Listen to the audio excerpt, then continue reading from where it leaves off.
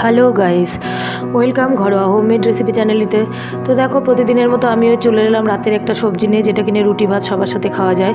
তো বেগুন আর আলুর একটা চচ্চড়ি টাইপের তরকারি বলতে পারো। টমেটো রাখা আছে, আর কিছুটা পেঁয়াজ আর লঙ্কা কেটে রাখা আছে। তো চলো, আগে কড়াইয়ে আমি তেল দিয়ে দিয়েছি, তেল দিয়ে পাঁচফোড়ন সোমবারা দিয়ে দিয়েছি। এবার পেঁয়াজ আর লঙ্কাগুলোকে ভাজতে বসিয়ে দিয়েছি। আমি কিন্তু পেঁয়াজের মধ্যে হালকা একটু চিনি দিয়েছি, পেঁয়াজটাকে তাড়াতাড়ি নরম করার জন্য আর কালার আসার জন্য। ঠিক আছে, তো চলো ভালো করে পেঁয়াজগুলোকে একদম নরম করে ভেজে নেবে। খুব ভালো করে ভাজতে হবে, পেঁয়াজগুলো কাঁচা থাকলে চলবে না। এটা একটা নতুনত্ব রেসিপি, যেটা কিনা আমি তৈরি করেছি। সত্যি খেতে ভালো হয়েছিল রান্নাটা। কাসুরি পাতা দিয়ে, কাসুরি মেথি পাতাটা দিয়ে, টমেটো দিয়ে একটা বেগুনের তরকারি বলতে পারো। আর দেখো, আমি বেগুন শুধু দিইনি, কিন্তু বেগুনের মধ্যে আলু ডুমো ডুমো করে কেটে দিয়েছি, সবজিটাকে একটু মাখা মাখা করার জন্য। তো বেগুনটাকে আমি এইভাবেই কেটে নিয়েছি। সবসময় বেগুন ভাজাতে ভালো লাগে না, বেগুন তো আর কিছুই সেরকম খাওয়া যায় না ঝোল ছাড়া। তো দেখো, এরকম একটা তরকারি করে আমি বেগুনটাও তো ছড়ে দিয়েছি, নাড়াচাড়া করে নিয়েছি, লবণ হলুদ দিয়ে দিয়েছি। দেখো, বেগুনটা আমার অনেকটাই মজে এসেছে।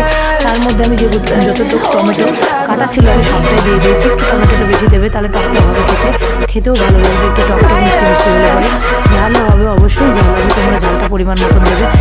আর একটু সেদ্ধ হওয়ার জন্য আমি থালাটাকে ঢেকে দিলাম। দেখো, থালাটা তুলে নিয়েছি। আমার তরকারি প্রায় অলমোস্ট সেদ্ধ হয়ে গেছে। একটু কষিয়ে নেবো, আর একটু কষাবো। আমি যদিও তেল অল্প দিয়েছি, তাও তো এই তরকারিটাতে না একটু তেল বেশি হলে আরও বেশি ভালো হয় খেতে। তো রাত বেশি গরম ছিল জন্য আমি অত তেল দিইনি। তো চলো দেখো, আমি নাড়িয়ে চাড়িয়ে আর একটু ভালো করে নাড়িয়ে চাড়িয়ে নিচ্ছি।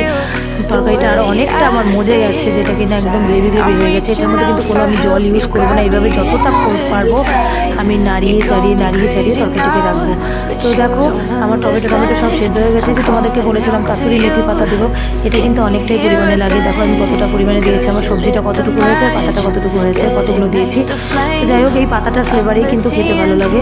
তো চলো, এই পাতাটা দিয়ে আমরা কিন্তু বেশিক্ষণ কষাবো না, জাস্ট পাতাটাকে সবজির মধ্যে মিশিয়ে দেবো, আর তরকারিটা আমার রান্না হয়ে যাবে। এপিট ওপিট করে নিয়ে রান্না হয়ে যাবে। আর কিন্তু কোনো এক্সট্রা করে আমি মানে কোনো জল দেবো না গ্রেভির জন্য। এটাই আমার ফাইনাল মানে আর কি রান্না।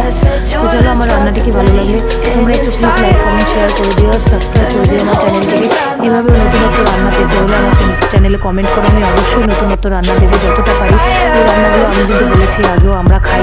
তো দেখো, আমার রান্নাটা রেডি হয়ে গেছে, খুব সুন্দর ফ্লেভার বেরোচ্ছিলো, খেতেও ভালো হয়েছিল। তোমরা ভাত রুটি পরোটা সবার সাথে এটা খেতে পারবে, একটা নতুনত্ব রান্না।